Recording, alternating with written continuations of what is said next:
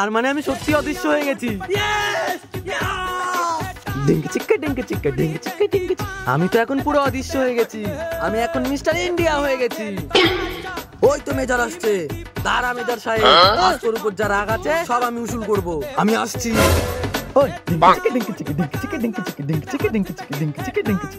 ওর মাথায় চোট লাগার কারণে হয়তো পাগল হয়ে গেছে। না, এখানে আর থাকা যাবে না। কোথা থেকে কি করে দেবে? আরে স্যার তো আমায় দেখতেই পাইনি। এবার হবে মজা। আমি আসছি স্যার।